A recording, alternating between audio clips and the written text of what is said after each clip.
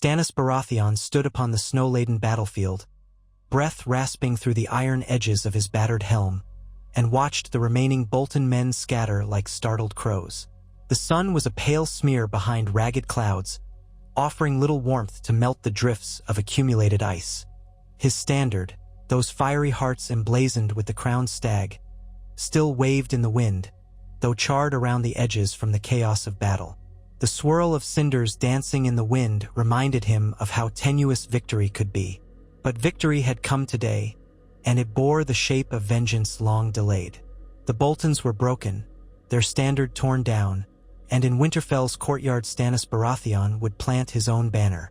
Though the wind cut him to the bone, a spark of fierce satisfaction kindled in his chest. Stark vengeance had been served by Baratheon steel, and Stannis knew there would be consequences for it. The realm would not remain idle as the last surviving brother of House Baratheon now pressed his claim. Still, he refused to yield to doubt. Duty burned behind his eyes, an unremitting flame that demanded he see this cause through to its rightful end. At his side stood Ser Davos Seaworth, fumbling to wipe the blood from his gauntlets. The Onion Knight's eyes roamed the field with horror-laced relief, taking in the battered shapes of men who, moments before, had been locked in a frenzied struggle for dominance. The stench of charred flesh and the metallic reek of spilled blood hung over them. War rarely wore a noble face. Davos bowed his head ever so slightly when he glanced Stannis' way, and his voice, though tired, still rang steady. "Your Grace," Davos said, "the Bolton lines have broken, and those few still loyal to Ramsay are scattering. We've heard no word of Roose. Some of our outriders say he fell earlier, perhaps in the same volley that took out your poor chargers." Stannis stared across the field, searching for the flash of pale eyes that had haunted him since he first marched on Winterfell. Roose Bolton had been the cunning one, the colder presence overshadowed by his beastly son's cruelty. Ramsay's screams had rung across the fray after a well-timed arrow from one of Stannis' northern allies struck the bastard's warhorse. The last Stannis had seen of the man was a tangle of flailing limbs and a swirl of ragged furs, swiftly swallowed by the stampede of fighting men. Now the prospect of Roose Bolton lying dead gave him only a grim sense of relief, tempered by the knowledge there would always be another threat lurking. Victory today did not guarantee an easier tomorrow. "Find the bodies," Stannis commanded in a voice that carried over the hush. "I want proof of who is dead. If Roose Bolton still lives, I want him found and brought to me in chains." As soldiers fanned out, trudging through blood-sullied snow, Davos exhaled a long breath that misted in the chill air. "Aye, Your Grace, we'll see it done." He hurried away, leaving Stannis alone amid the swirl of soiled cloaks and battered sigils. The men who had survived wore expressions that mingled exhaustion, relief, and awe at having unseated the Boltons from their entrenched hold in the north. For too long, the Dreadfort's brood had terrorized these lands. Now, the rightful seat of the North, Winterfell, would be free from flayed man banners. The Starks had been wronged, and though Stannis was no Stark, he had recognized the just cause in freeing Winterfell from tyranny. If this victory swayed northern lords to his side, so be it. He needed every ally he could muster in the wars to come. His battered army limped forward through the ruined outer defenses and across the rubble of Winterfell's open gates. White layers of fresh-fallen snow turned the courtyard into a treacherous field of slick ice. As Stannis dismounted, albeit stiffly, he caught Melisandre's eye near the archway, the Red Woman's scarlet robes a stark contrast to the gloom. Her pale face carried that indefinable mix of triumph and the ethereal calm that unnerved even him at times. She had once pinned her hopes on visions of fire, on sacrifices he had balked at. Their path had not been an easy one. Yet here they stood, alive and triumphant. She inclined her head in silent acknowledgement, as though to say, "You see now, the Lord of Light favored you." But Stannis could not forget the cost that had already been demanded and paid. Shireen. The name whispered through his mind with the piercing sting of regret, and he forced the memory away before it could unravel him. Winterfell's great hall bore the wreckage of prior battles, along with the scars from the recent siege. The tapestries hung in tatters, thick layers of dust and grit clinging to their fringes. The hearth was blackened from a hasty attempt by Bolton men to burn out Stannis' forward scouts. Yet the structure remained intact enough to house the new king. He would have to see that repairs were made quickly. The north was unyielding, especially in winter, and without solid walls and a functioning keep, his men would never survive the next snowfall. Once inside, Stannis surveyed the ancient stone, noticing the half-burned dire wolf sigils carved into the walls. The rightful seat of House Stark, he thought. If the gods were just, a Stark would one day retake it in truth. But for now, necessity demanded that he make Winterfell his seat, if only to consolidate his power in the north and earn the allegiance of the lords who had once followed House Stark with unwavering loyalty. He lowered himself onto a wooden chair at the high table that the Boltons had used. Weariness bled into his bones. A wave of self-reproach flickered within him, a quiet condemnation of the path he had taken. And yet, if duty guided him, if he truly was the rightful king by law, he had to continue forward, even if that path had demanded everything from him. Even if, in quiet moments, he wondered whether it was all folly and arrogance. Still, the iron will that had characterized Stannis Baratheon for so long braced him. He must press on. Davos returned, trailed by a handful of men. Despite the exhaustion tugging at his weary limbs, the Onion Knight wore a faint glimmer of hope. "Your Grace," Davos said, his voice steady. "We've found Roose Bolton's body, pierced by arrows, perhaps in the same volley that unseated his son. Ramsay we found half dead, pinned under a fallen horse. By the time we pulled him free, his breath had left him." A silence stretched between them. The end of House Bolton, father and son both, was a monumental shift in the balance of power. The glimmer of satisfaction Stannis felt was quickly replaced by thoughts of what must come next. The Boltons had many subordinates and lesser lords who had aligned with them to maintain their hold in the north. Not all would bend the knee to Stannis easily. "Have Bolton's banners torn down," Stannis said at last. "Burn them if you must, and hang up the crowned stag of House Baratheon. Then assemble the men. If any of the lesser Bolton knights remain, I want them stripped of arms and brought before me to swear fealty or face trial." Davos inclined his head. "Yes, Your Grace." He hesitated then, gaze flicking to the door. "What of Ramsay's more unsavory pursuits? We've found cells below. Signs of cruelty. Some living captives. We haven't gone through them all." Stannis's mouth thinned at the edges. He knew well the rumors of Ramsay's sadism, the stories of flayings and hunts. The weight of justice pressed on him. Free the captives and tend their wounds if they live. The dead, see them buried with rights, no matter their station. No more flaying, no more cruelty. Davos nodded and departed to oversee the grim tasks.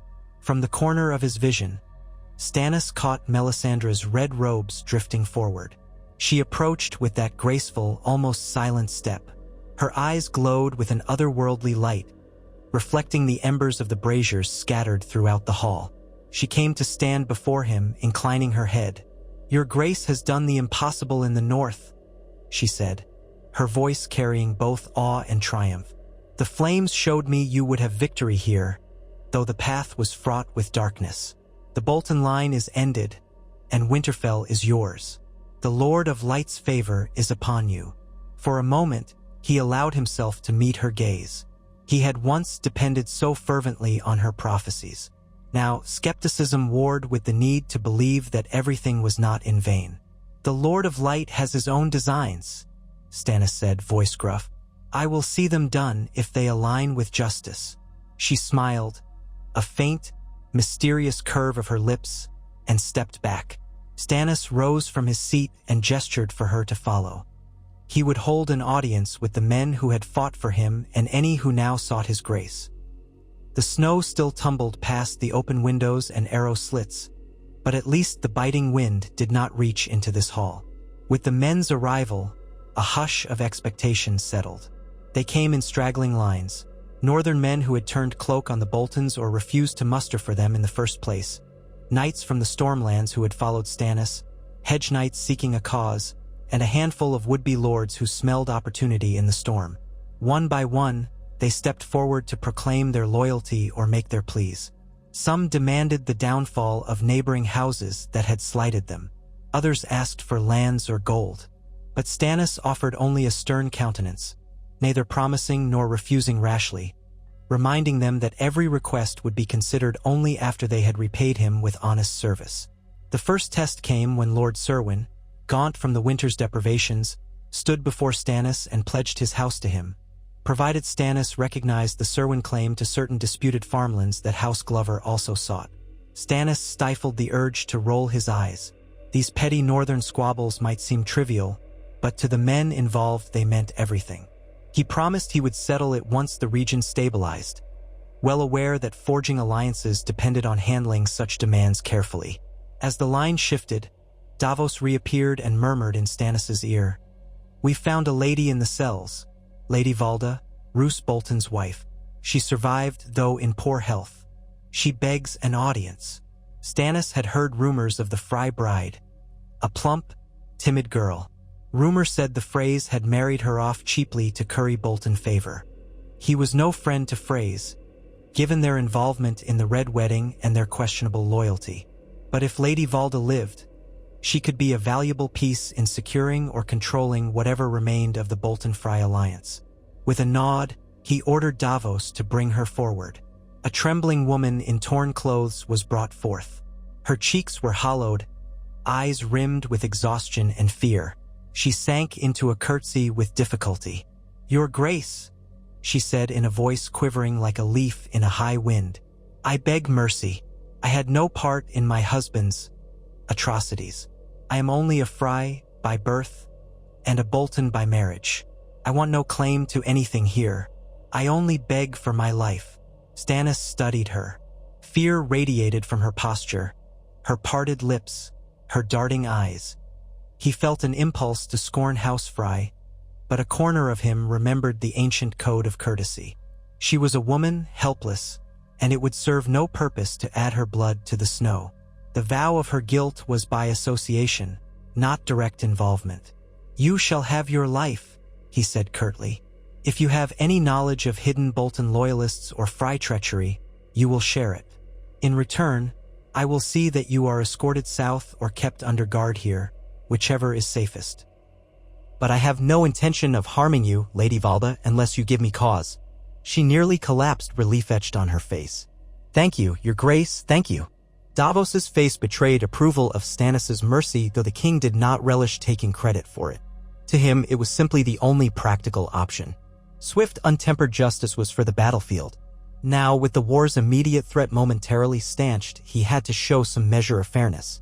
A king must rule more than a battlefield. He must also rule hearts. While Stannis never excelled in winning hearts, he knew fear alone would never hold the North together in the face of the winter to come. Hours slipped by as men filed in, cases were heard, oaths given, demands or requests made.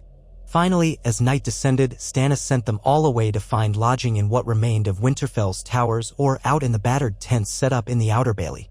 Fires were lit to warm the men, keep the bitter winds at bay. As the day's events caught up with him, Stannis made his way through the twisted corridors of the ancient castle, searching for a moment's peace.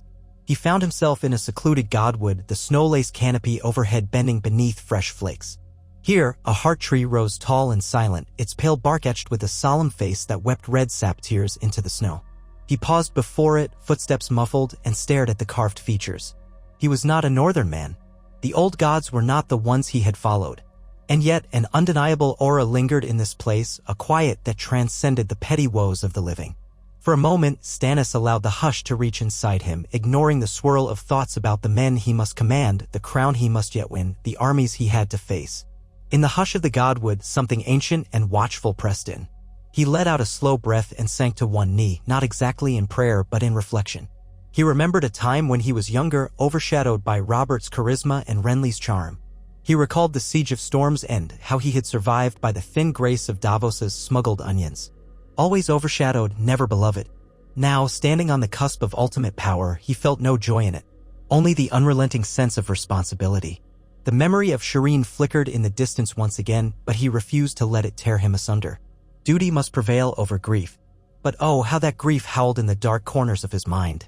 The wind rustled. He thought he glimpsed a swirl of red behind the heart tree, a flicker of Melisandre's presence. But when he rose, scanning the white gloom, there was no one. Only the pale face of the heart tree, whose eyes seemed to watch him with silent, sorrowful understanding. He returned to the main keep and found a makeshift war chamber established in what once might have been the library. Desks had been dragged into a wide circle, Old chairs arranged around them, maps weighted down with daggers. Several northern lords, those who had come to his side or stood neutral until the Boltons' fall, were gathered, as well as the handful of knights who had served under Stannis for years. He saw Davos, seated at the table, speaking in low tones to an older man with a deeply lined face. They quieted as he entered, rising to their feet. Stannis gestured for them to remain seated. "What is the news?" he asked, voice low and direct. A lord with the mark of House Manderly upon his cloak, Lord Wyman Manderly himself, pushed his considerable bulk up from the seat. His face was grim, though not unfriendly.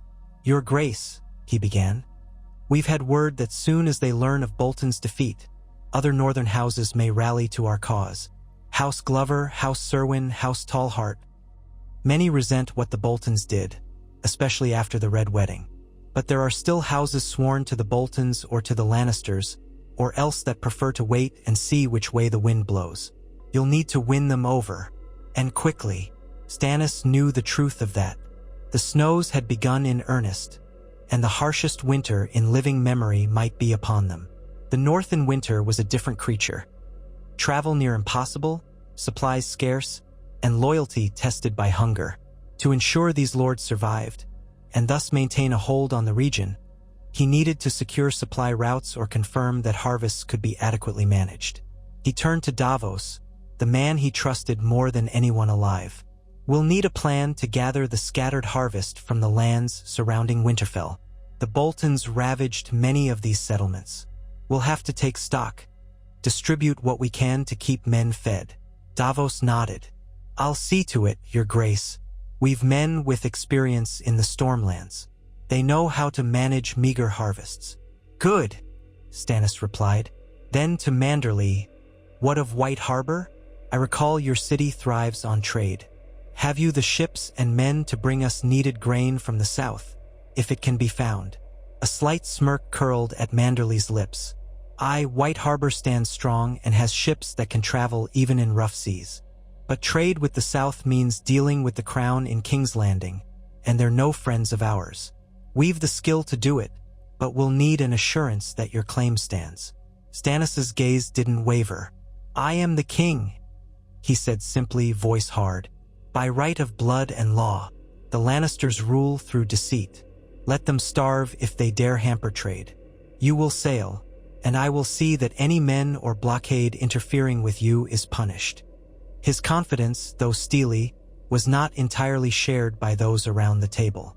But none voiced dissent.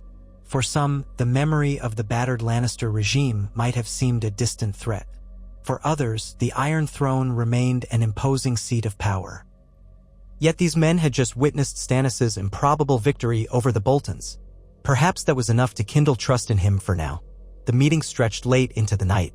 Manderly offered more detailed counsel on forging alliances with other houses. Men from House Reed in the Neck might be swayed, for they held no love for the Boltons or the Freys. House Umber was divided, part taken forcibly by the Boltons. If the Umbers came to Stannis' side, it would be a boon. At the end of the session, the participants dispersed in weary acceptance of their new reality. House Baratheon, in the person of Stannis, had claimed Winterfell, and the North would have to learn to live with it. Alone with Davos, Stannis lingered near the meager fire crackling in the hearth. Wind howled through a crack in the shutters, stirring the flames. Their shadows danced ominously on the stone walls. He stared into the orange glow. "Send out ravens," he commanded quietly. "I will extend an offer of pardon to those who stood with the Boltons or refused to join us if they swear fealty now. If not, let them know I will come for them before winter's end." Davos's lips pressed into a line. "Aye, Your Grace. Many will likely bend the knee, but some perhaps will not. The Karstarks have their own grudges, I hear. The Freys, if they should come north in force, that'll be another matter." Stannis closed his eyes. "We will handle them one by one. If the Karstarks refuse me, they'll be named traitors. One can only hold a realm by forging alliances or crushing opposition." Davos did not disagree aloud, though his eyes flickered with concern. Then, with a slight bow, he left to pen the letters, and Stannis was left alone with the hiss and snap of the fire. Beneath the cloak of victory, weariness gnawed at him. There would be no true rest yet. Not for a man seeking to claim the Seven Kingdoms. Days bled into weeks. Word spread that Stannis had captured Winterfell, that the Boltons were dead, that the rightful king was forging alliances in the north. Snowstorms grew fierce, burying roads and farmland alike, and Stannis's men worked tirelessly to keep supply lines open. Lord Manderley returned to White Harbor to marshal ships and gather grain.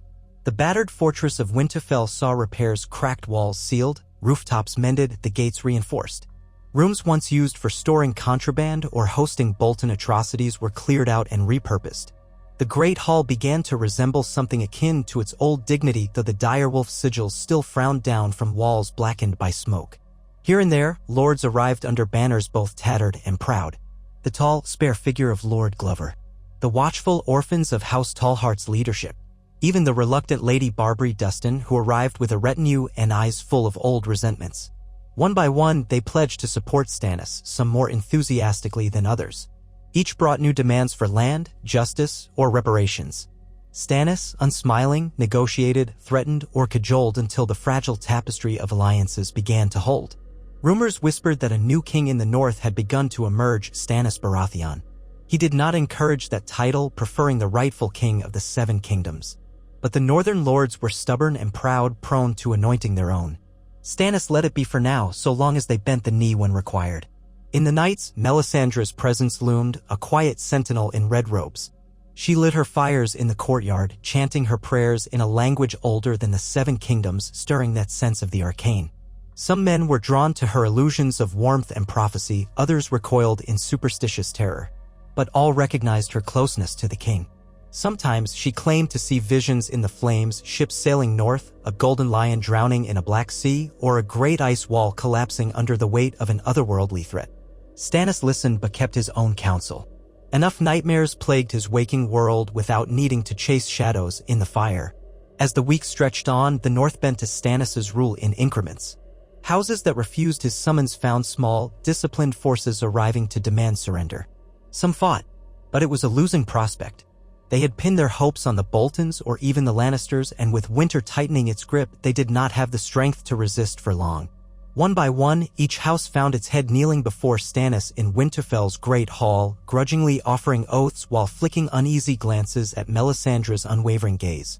A crucial turning point came when House Umber finally approached. They arrived with fewer men than expected, reeling from an especially brutal winter. Their fields had been pillaged first by the Boltons, then by roving bandits.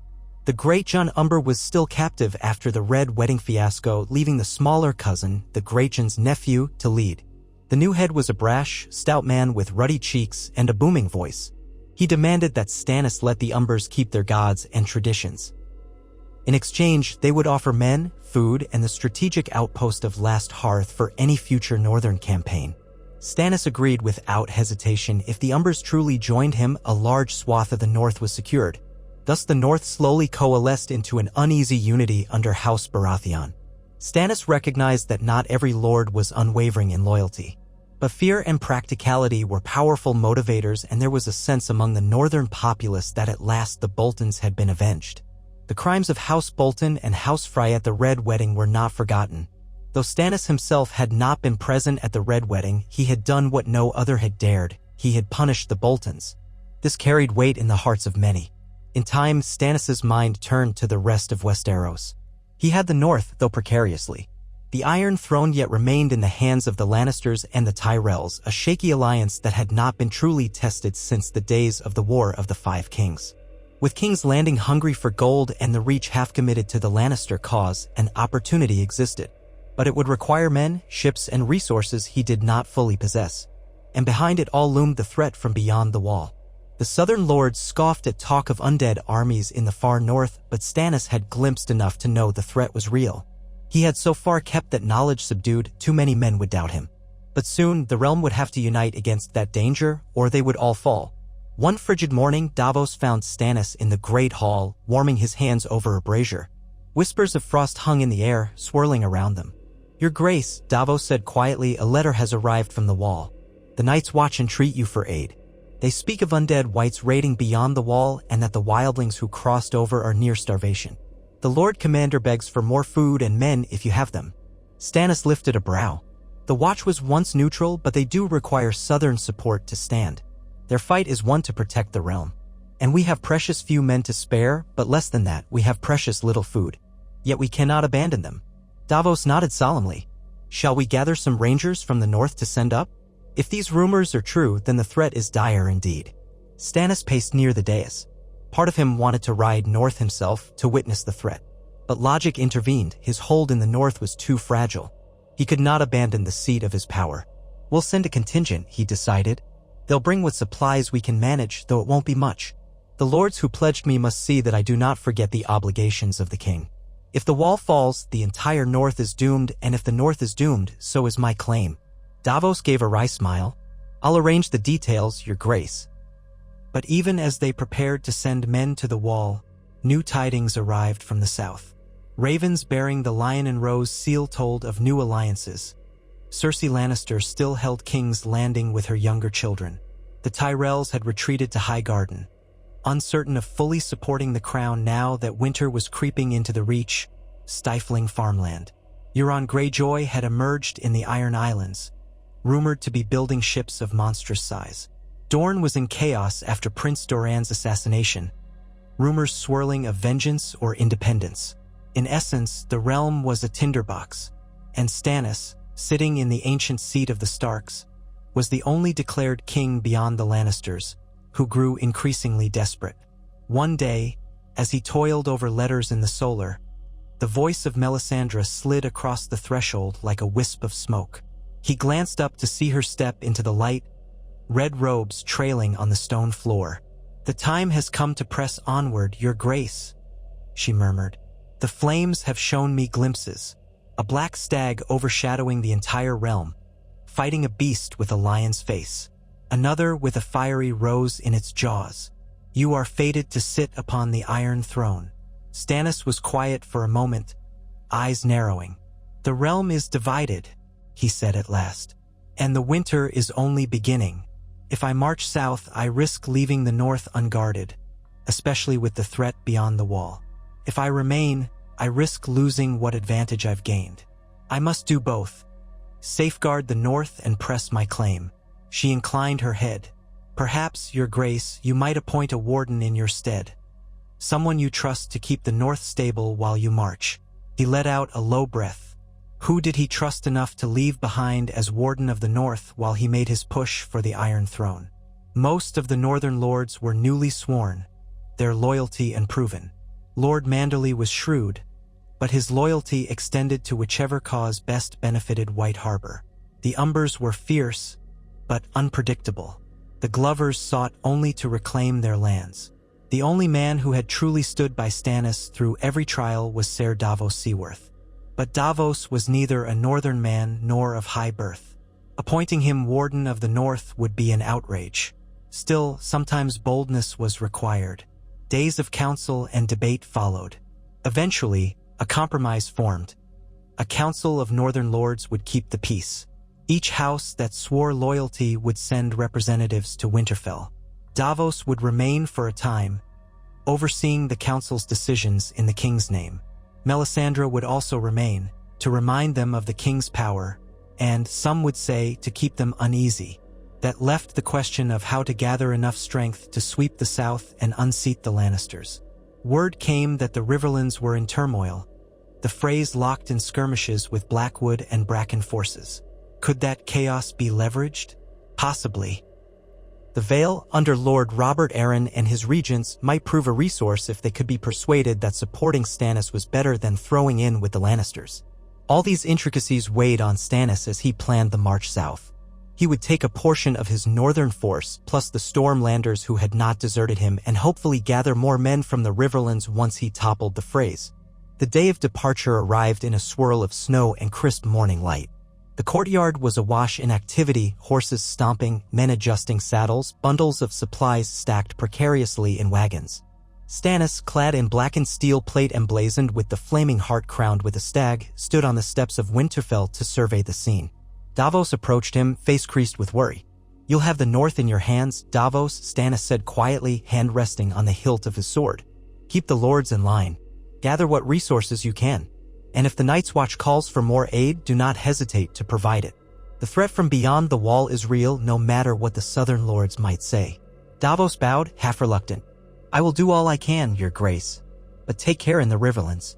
House Frey is cunning, and the Lannisters still hold King's Landing. Even if they're weakened, Corner's beasts can lash out." A ghost of a smile touched Stannis' lips. "We shall see." He turned to Melisandre, who was to remain in Winterfell at least until the omens in her flames commanded otherwise. She inclined her head in farewell. Their parting was not tearful, theirs was an alliance of faith and ambition, a shared sense of destiny. Then Stannis strode toward his waiting horse, a dark bay warhorse with eyes that shone bright in the morning sun. Lords who would ride with him saluted. Men of House Glover, House Serwyn, a smattering of Mormonts, and loyal knights from the Stormlands all readied themselves for the perilous journey south.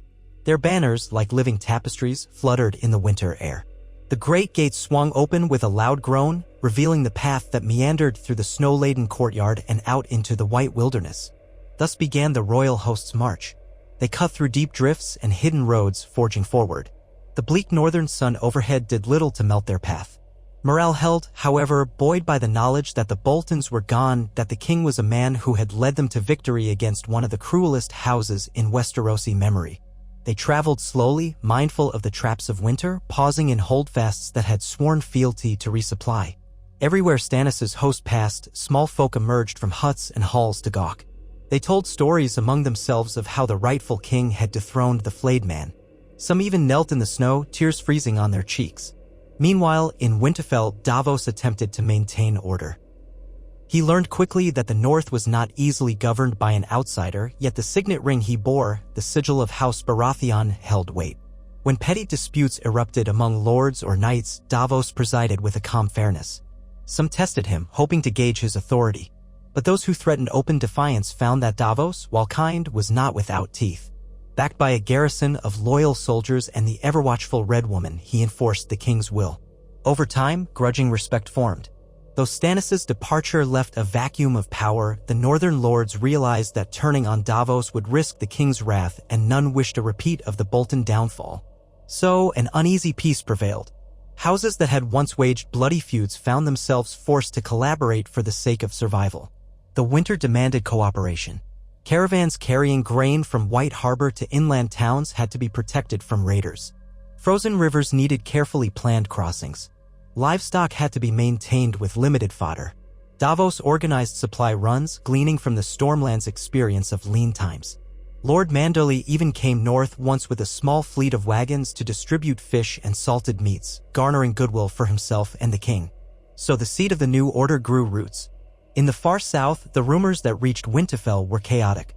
Some said Cersei Lannister was preparing to wed off her last son to secure a powerful new alliance. Others insisted the Faith Militant had taken control of King's Landing and that the Queen Regent was besieged in the Red Keep. Word of Stannis' approach might well sow panic among the Lannisters' ranks. Even if they publicly scorned him, they could not ignore that the North had rallied and that his victory over the Boltons gave him fresh credibility. The first significant clash came in the Riverlands near the ravaged region around Harrenhal. Stannis, leading his host, found pockets of Frey men trying to subdue rebellious villages. The Frey banners, twin towers on a pale field, withered under the assault of Stannis' vanguard. Some men deserted, refusing to fight the man who had dethroned the Boltons. Others tried to stand and were cut down in short order. Soon, the local small folk began guiding Stannis' men through hidden byways, eager to see the hated Freys punished. With each success, more knights and hedgelords joined the king's banner, drawn by the promise of justice or plunder. When the Freys attempted to consolidate their forces at the Twins, Stannis maneuvered around them. He set up a siege but maintained a corridor of retreat, cunningly driving a wedge between the Freys and any Lannister relief forces from the south. The siege lines enveloped the Twins, cutting off the castle's supply routes.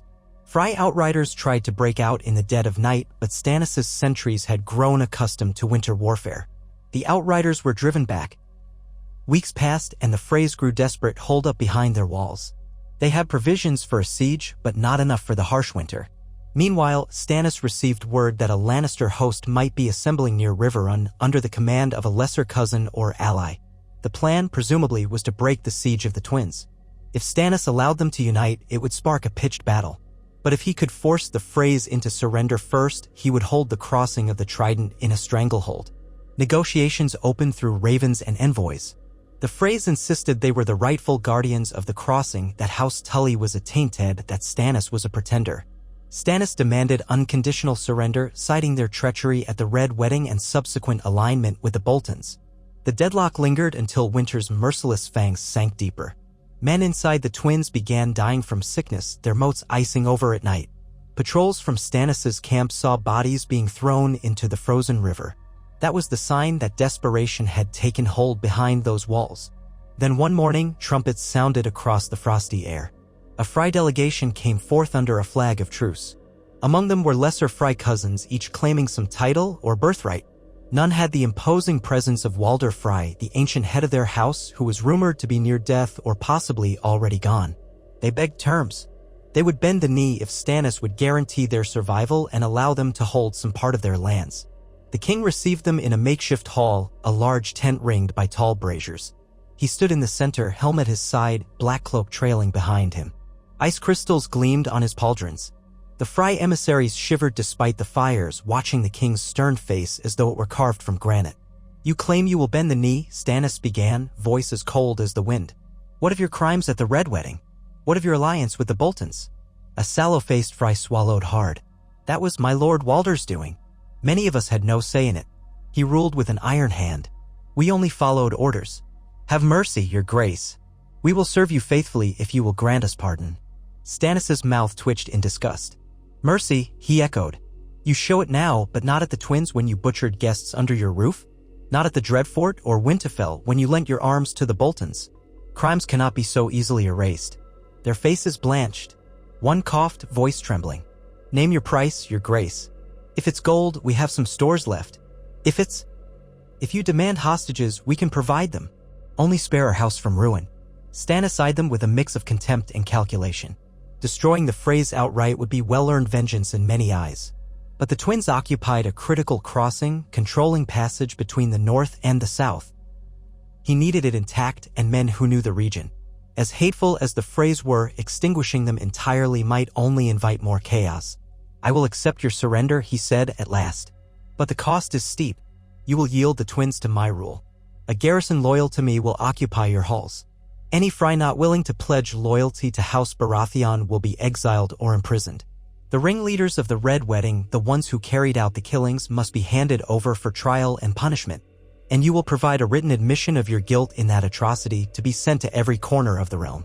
Then, perhaps, I will spare your lives." They looked at each other, dread and resignation colliding in their eyes. But they had no options left. One by one, they bowed their heads. "We agree, your grace. The twins are yours." Stannis wasted no time. His knights marched in, replaced Frey guards, and soon the Baratheon stag and flaming heart banner flew atop the ramparts. The small folk in the region watched from a cautious distance, uncertain whether this new rule would be an improvement or just another tyranny. But for the moment, the crossing was secure and word spread across the riverlands that the Freys had bent the knee to King Stannis. Some cheered, others held their breath. The Lannisters, no doubt, would fume at this development. House Frey had been one of their strongest supporters in the aftermath of the Red Wedding. Now that link was severed. It was not long before outriders brought news that a Lannister host had indeed gathered near Riverrun, led by a lesser cousin of Tywin, Davin Lannister, possibly, or another branch of that formidable house. They aimed to march north to reinforce the Freys and retake the twins. But with the crossing lost, they were forced to consider a direct assault. That would mean sieging the very fortress they had hoped to use as a base. Stannis seized the moment. He dispatched envoys to the surrounding lords, Tully loyalists, and others who had grievances against the Freys or the Lannisters. The rebellious Blackwell. ODs, the outraged Mallisters, the Brackens who might be bribed or threatened into compliance. One by one, they rallied. The Lannister host found itself encircled in unfamiliar territory with winter storms complicating supply lines. Skirmishes erupted, with Stannis' men and their Riverland allies cutting off Lannister foraging parties. Each day, the Lannister host bled men. Hunger gnawed at them. Morale plummeted in the biting cold. At last, they sent forth their own envoys under a peace banner. Thus, in an outcome unthinkable mere months ago, House Lannister found itself forced to negotiate with Stannis Baratheon. The king named his price, recognition of his kingship over the Seven Kingdoms. Withdrawal of all Lannister forces from the Riverlands and the north. The immediate release of any prisoners the Lannisters held, including any Tully heirs if found alive. And hostages of the Lannister line to guarantee compliance. It was a bitter draft for proud lions to swallow. But they were cornered. They needed time and resources to regroup. And so, from the vantage of a battered war tent in the Riverlands, Stannis Baratheon extracted the humiliating surrender of a Lannister army. Word of the blow to House Lannister spread through the realm like wildfire. Cersei, upon hearing the news, was said to have flown into a rage that shook the Red Keep. Tyrion Lannister, the outcast dwarf rumored to be across the Narrow Sea, might have raised a sardonic toast. Jaime Lannister, if he still walked Westeros, kept silent counsel. But the fact remained, the lion had bowed its head to the stag at least this once. By the time Stannis led his victorious army through the war-torn Riverlands, winter had taken deep root. He established garrisons along key castles that had submitted, ensuring that House Frey and any Lannister-sympathizing lords would not revolt again. To some houses, he delegated partial autonomy, trusting them to maintain order in his name. In each place, he demanded fealty, hammered out terms, and left behind enough men to keep the peace.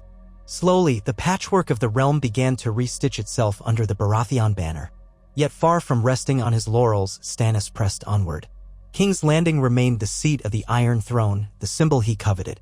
If he meant to be recognized as the undisputed king of the Seven Kingdoms, he must occupy the capital.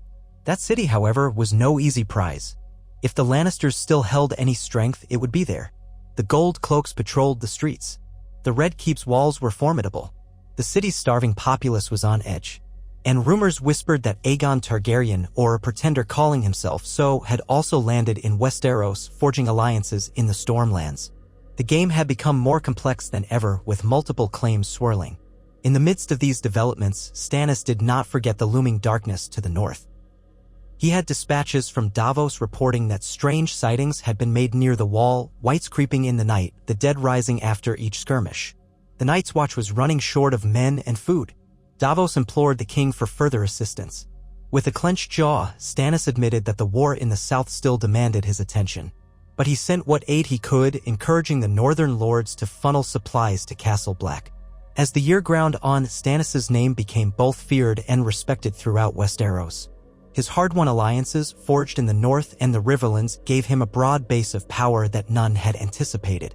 If many followed him out of fear, others rallied to the principle of justice and order he claimed to embody. The atrocities committed by House Bolton and House Frey had left a bitter taste in the realm's mouth, and Stannis had offered a measure of retribution. The once derided king, overshadowed in the War of the Five Kings, now stood closer than ever to the Iron Throne. With each mile pressed southward, the battered remains of the realm watched him approach, uncertain whether to rejoice or cower. Some whispered that he brought nothing but more war. Others insisted that only under Stannis Baratheon, the man who had never truly been loved, would the realm find a stern but fair justice. That question loomed as his vanguard approached the outskirts of King's Landing at last, seeing the city's outline through the swirling winter mists. King's Landing was in a sorry state. Famine had arrived with winter, and the crown's coffers were nearly empty thanks to the Lannisters' extravagances and the cost of retaining mercenaries. The faith militant, emboldened under the High Sparrow, patrolled the streets, arresting who they deemed sinners and corrupt courtiers. Rumors abounded that Cersei Lannister had locked herself in the Red Keep with her last remaining child, terrified of another riot or a faith crackdown. The city's gates stood closed to all but the most essential traffic, and the stench of unburied corpses rose over the walls in the cold air. Into this chaos marched Stannis Baratheon, leading columns of men battered from campaigns in the north and the Riverlands, but hardened and resolute. They had bested the Boltons. They had taken the Twins. They had forced a Lannister host to surrender.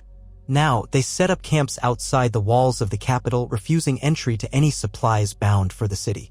The blockade began. The city, already famished, would soon be on its knees unless they opened the gates and submitted. Cersei's envoys emerged, desperate to negotiate. They demanded that Stannis lift the siege, that he not harm the Queen Regent or the young king. Stannis countered that Cersei was no true queen, that her children were products of incest, that the Iron Throne belonged by right to him. The negotiations were short. Knowing that the city's bread stores were dangerously low, Stannis offered an ultimatum. Open the gates and he would spare the city from sack. Close them and he would starve it out, letting the populace see who truly cared for their well-being. The High Sparrow and his militant followers, seeing an opportunity to break the Lannisters' grip, whispered among the masses that Stannis was the rightful king. His victory over the Boltons was heralded as proof of the gods' judgment against usurpers and murderers. People clamored outside the September of Baelor. half-starved, calling on the mother's mercy. Meanwhile, inside the Red Keep, Cersei raged, reportedly threatening to burn the city with wildfire rather than yield. Her madness was fueled by the loss of her power, the repeated hammer blows to her ambitions, and fear for her child's life. In the end, it was not a grand battle that decided King's Landing. It was a quiet, humiliating surrender. The Gold Cloaks, many of whom had not been paid in weeks, refused to fight to the death for a queen regent they despised. They unbarred the gates one cold dawn, letting Stannis' troops enter.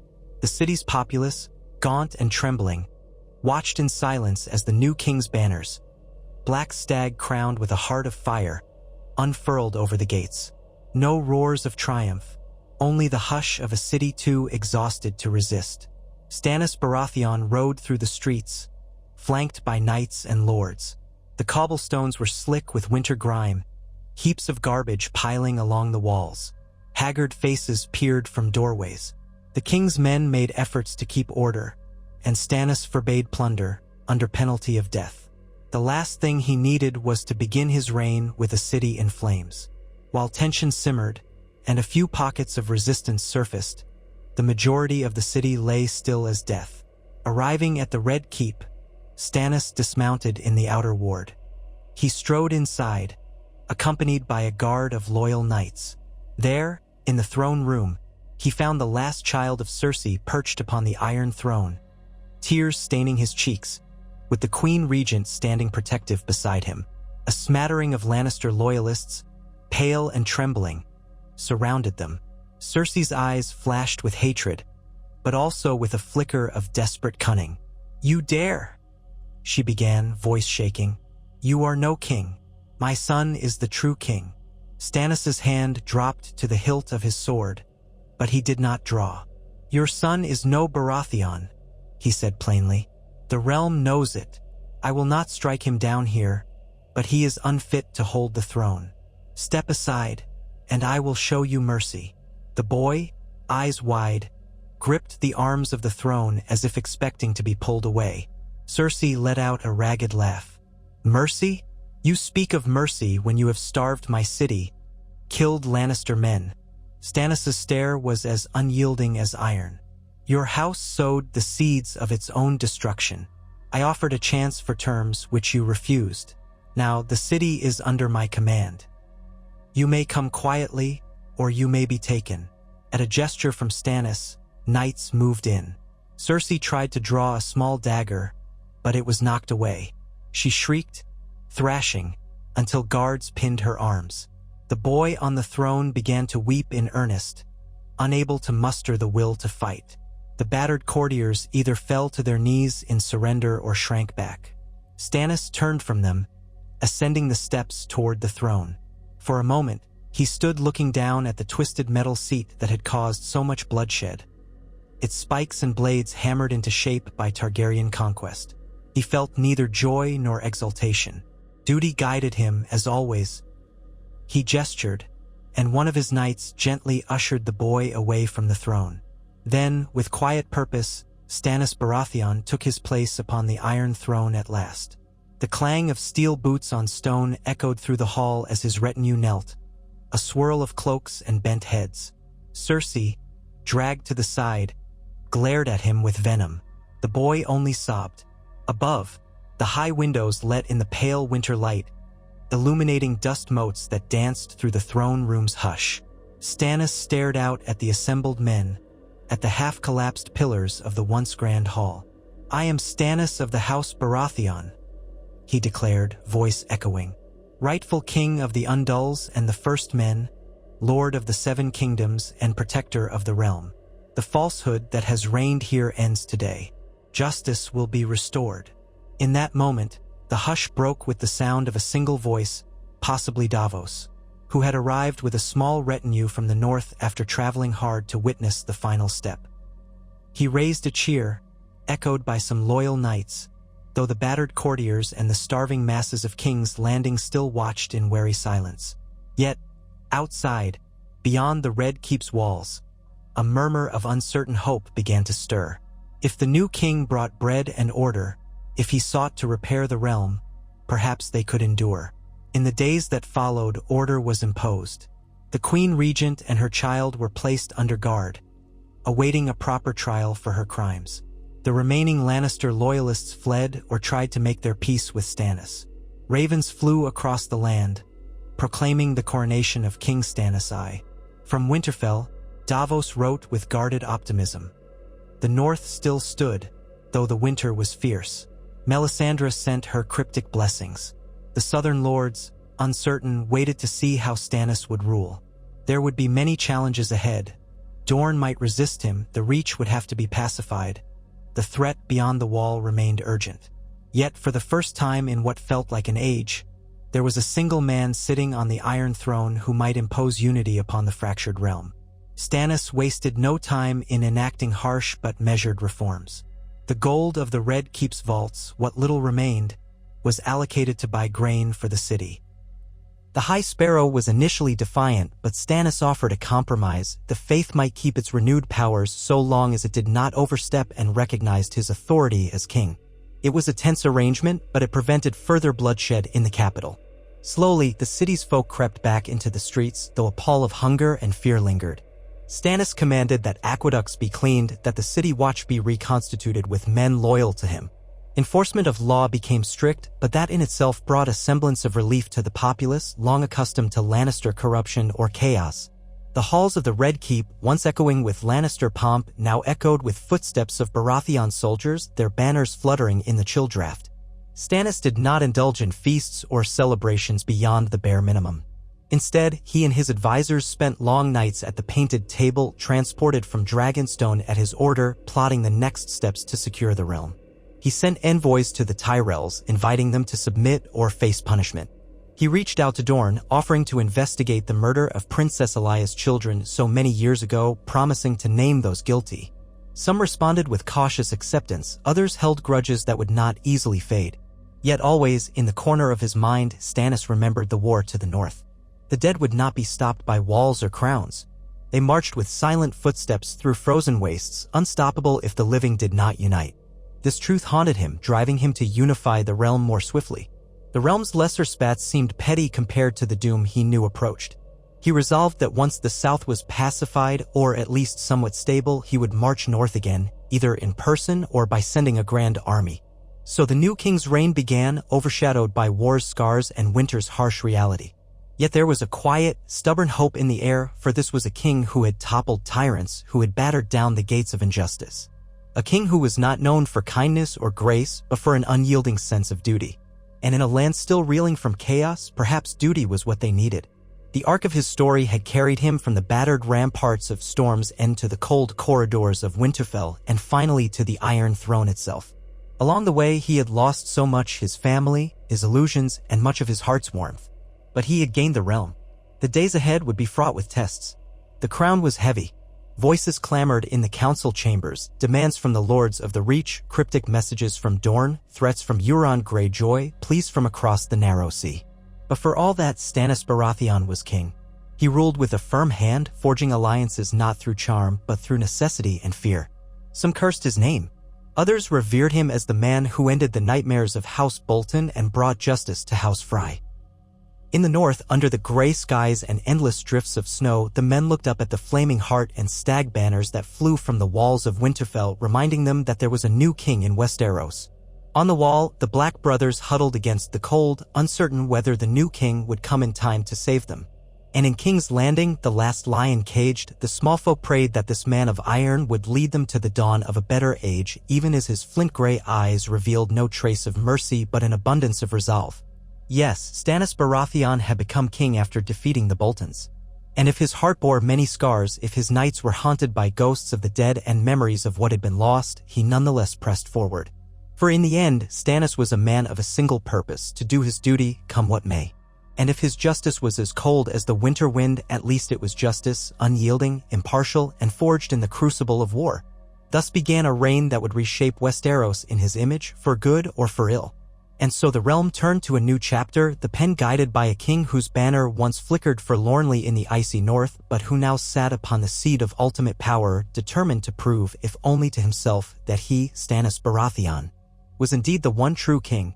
Stannis Baratheon rose each morning before the sun, driven by duty and by the unease that gnawed at him like a persistent phantom. Though he had now claimed the Iron Throne, he knew this was but a single step in a larger trial. The Red Keep was his, the gold and crimson banners supplanted by his crowned stag and fiery heart, but the realm remained a fragile tapestry woven from the threads of resentment, necessity, and barely checked ambition. He stood at a narrow window slit overlooking the city, arms folded behind his back as he surveyed King's Landing in the dull gray light. The winter sky seemed lower than ever, a dome of steel bearing down upon a city riddled with sickness and hunger. Smoke from 1,000 humble hearths spiraled into the cold dawn, a reminder that the city still lived, albeit tenuously. The stench of the clogged, half-frozen canals crept up even to his high vantage, mingling with the morning chill. So this was the capital he had fought so hard to rule, a battered, half-starved labyrinth of men who had already begun to whisper his name with a wary hope or a muted fear. He turned from the window as Davos Seaworth entered quietly, the familiar step of his wooden fingers tapping gently against the doorframe. Davos's face was grave, lines of worry etched deeply since his return from the north. The Onion Knight no longer wore the sigil of the hand he had lost, but in its place, a black glove sometimes covered the stumps when he had cause for formality. Stannis trusted him above all others and had named him Hand of the King shortly after taking the throne, an honor that Davos had accepted with the same humility and earnestness that defined him. "Your Grace," Davos said softly, bowing, "we have a fresh tangle of troubles to unravel today. Word from Storm's End, word from Dorne, word from the Iron Islands, and the continuing matter of those who remain loyal to the Lannisters." He paused, glancing at Stannis's pinched expression. "The steward says you have not eaten. Shall I have them bring something?" Stannis shook his head, the motion abrupt. "I'll eat when there is time. We've more pressing matters." His gaze lingered on Davos. "Bring me the letters." Davos did so, sifting through a small sheaf of parchment. Most were sealed with the sigils of houses that had not yet aligned themselves decisively, or from outlying regions that recognized the shift in power. One bore the triple spiral of House Greyjoy, another the Sun and Spear of Dorne. Stannis gestured for Davos to read them aloud, wanting details rather than an abbreviated summary. Davos broke the seal of the first, skimming the lines. "Balon Greyjoy is dead," he said. "His brother Euron rules the Iron Islands now. He styles himself King of the Isles and the North Sea. The Raven's dispatch claims Euron has built monstrous ships and turned his eyes to the mainland. Possibly the Westerlands or the Reach. They request you acknowledge his sovereignty or face raids along the western coast." Davos gave a grim look. "Seems Euron fancies himself a second Hair in the Black." Stannis exhaled slowly. The Ironborn had always been an irritant, skilled at striking vulnerable coasts and then slipping away. With war and winter crippling the realm, the Isles might find it easier than ever to raid undefended shores. "We'll not bow to that pretender," he said flatly. "Draft a reply that I am the king of the Seven Kingdoms, no separate king of the Iron Islands will be recognized. If Euron Greyjoy wants to test our might, he'll soon find the cost higher than he expects. But we must do more than bluster. Raise the alert with the lords along the west coast. We may need to dispatch a small fleet to guard against raids. For now, the priority remains securing the southern lords and ensuring the capital can function." Davos nodded. "We have few ships of our own left, Your Grace, at least not a fleet that can contend on equal terms with the Ironborn if they attack in force. The Royal Fleet suffered losses during Blackwater Bay. We'll need alliances, perhaps the Red Wine Fleet from the Arbor, if they can be convinced to join your cause. And the Vale might have some ships, though not nearly enough to mount a great sea campaign." Stannis stiffened a little at the mention of the Tyrell bannermen, for the Red Wines were sworn to Highgarden. He had received no official pledge from the Reach. At best, they seemed to be biding their time, uncertain whether to stand alone, bend the knee, or maintain their loyalty to the Lannisters. "Then we'll do what must be done. First, we ensure King's Landing does not starve this winter. We keep the capital stable. We quell any rumors of mutiny or Lannister resurgence. Then we'll turn our full attention to the Ironborn. So long as the threat isn't at our doorstep, we have some leeway." With that resolved for the moment, Davos moved on to the next letter. "From Dorne, Your Grace. They acknowledge your ascension, but with caution. Prince Doran Martell is dead, murdered by Ilaria Sand or her allies, if the rumors hold true, though this letter is penned by the newly styled Princess Arianne Martell. She demands justice for her uncle and cousin who died in the Red Wedding fiasco, though House Martell's main grievance was always with House Lannister for the deaths of Elia Martell and her children. She says Dorne will remain neutral unless you punish those responsible for Elaya's murder and for Oberyn Martell's death. She also inquires whether Myrcella Baratheon, Myrcella Lannister, might still be considered a hostage if she's in the city at all. Stannis frowned. The entire affair with Princess Elaya's brutal slaying had stained House Lannister beyond measure, though the realm's memory had grown murky over time. Still, if Dorne demanded retribution, they might be open to forging ties with him in exchange for the blood of certain Lannister loyalists.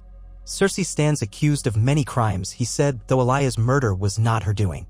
Gregor Clegane, Tywin Lannister, these are names that ring loud with guilt, but Tywin is long dead and the Mountain is said to be dead as well.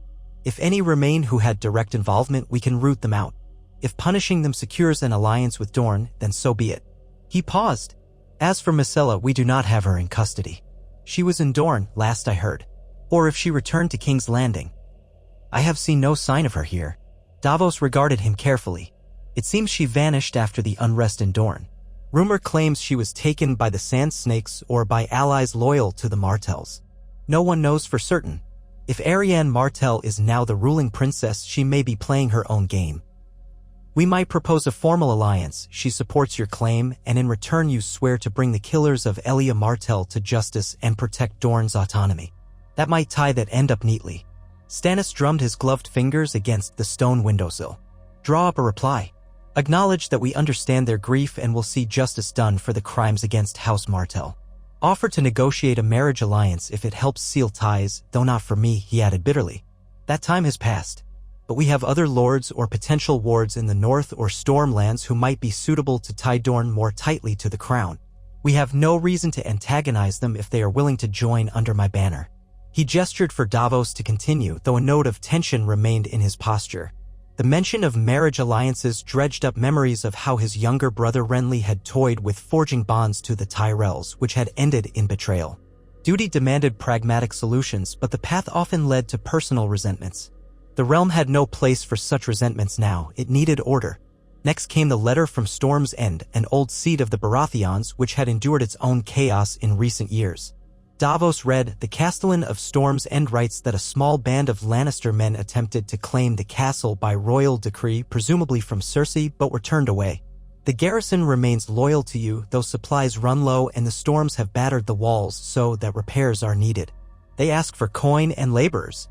Some of the local lords around the Rainwood are uncertain which Baratheon to follow, yours or Tommen's claim. But with Tommen now deposed, they may drift toward you if you prove you can keep them safe from bandits and sellswords. Stannis' jaw set. Storm's End was dear to him in a way no other castle was, for he had once starved there during Robert's rebellion. Its walls had withstood countless sieges, but never winter quite like this. He had not set foot there since departing to deal with Renly and then the campaign in the north. It's time to reclaim my own seat, he muttered. But I cannot be everywhere at once. Draft a response. I will send coin as soon as we've reorganized the crown's treasury.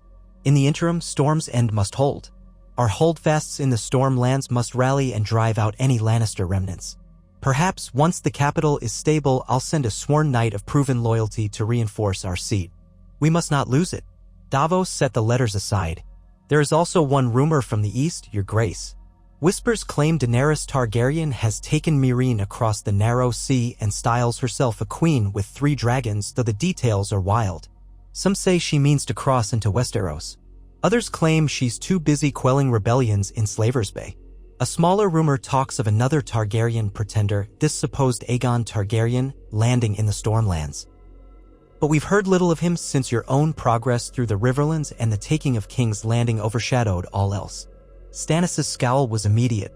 The Targaryens had lost the throne long ago, but the power of dragons, if those rumors held any truth, was not a trifling matter. If she tries to land here with dragons, we will see how they fare in winter storms. Until I have solid proof, I cannot chase phantoms.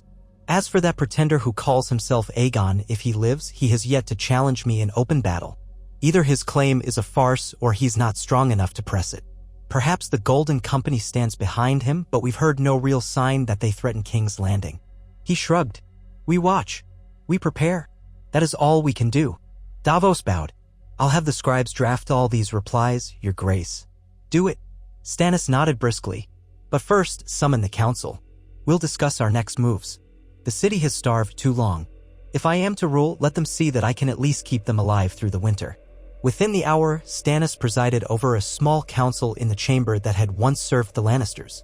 The painted table from Dragonstone had been fitted into the large space, so the king and his hand and various highborn advisors could study the shape of Westeros from above. Some chairs remained empty, representing offices not yet filled or courtiers reluctant to appear.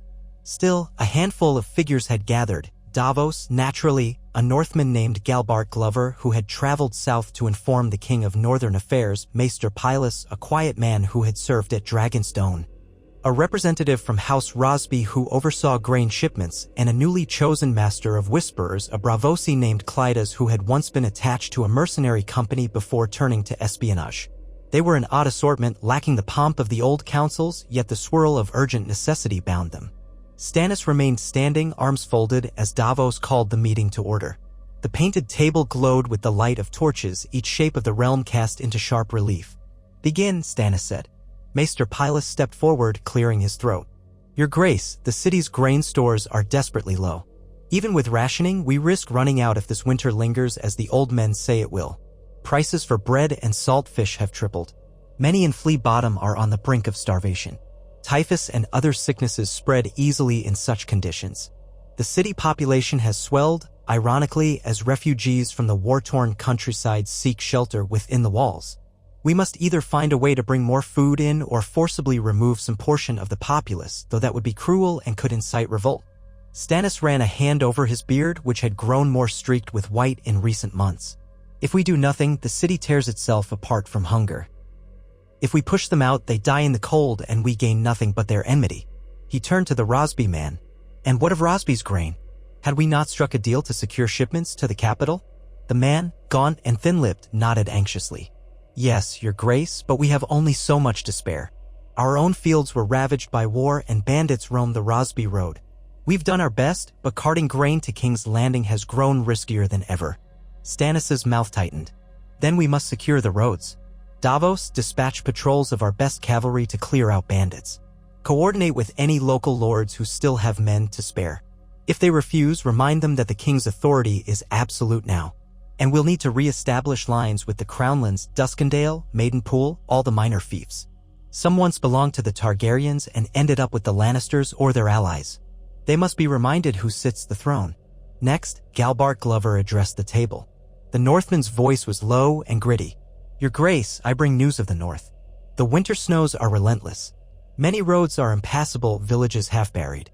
The lords you left in charge strive to hold order, but the Umbers and Manderleys struggle to feed their own. Lady Melisandre remains in Winterfell, as does your garrison. From what I hear, she keeps a watchful eye on the rebellious Karstarks. Some men of House Reed have attempted to bring supplies from the Neck, but it's slow going. Meanwhile, the Night's Watch continues to beg for more men and food. They send ravens daily, warning that the dead stir beyond the wall." Glover hesitated, clearly troubled by those ominous tidings. "I've not seen these wights myself, but the tales are consistent." Stannis' eyes flickered with the old, grim knowledge of that threat. "The dead do stir," he said, voice harsh with memory. "I saw enough in the north to know it's no children's tale. If the realm does not unite, the others will wash over us like a plague." Yet the southern lords refused to take the threat seriously. His gaze traveled across the painted table as though searching for the presence of the intangible danger. "We do what we can. I've sent supplies, but I must also keep King's Landing from collapse. The realm is stretched thin." He turned to Glover. "When you return north, you will carry new orders. The lords must keep the peace, gather harvests if possible, and continue to fortify defenses. If the others break through the wall, a day may come when we have to muster every able-bodied man from Winterfell to Dorne. Let us pray that day does not come soon." The talk then turned to other urgent tasks, appointing new justiciars, settling disputes between houses still bickering over spoils of war. Stannis delegated each matter with an unyielding sense of fairness, but no warmth. He brought the session to a close by urging them all to act swiftly, for winter would not wait. Then he stalked out of the chamber, cloak swirling behind him, leaving a hush in his wake. That night, the chill winds rattled the shutters of the king's private solar, where a modest fire struggled to chase away the cold. Davos and Stannis conferred over mulled wine that was growing tepid in the draft. Flickering candlelight cast long shadows on the walls. "Did you ever think," Davos said quietly, "that you would sit the Iron Throne, Your Grace?"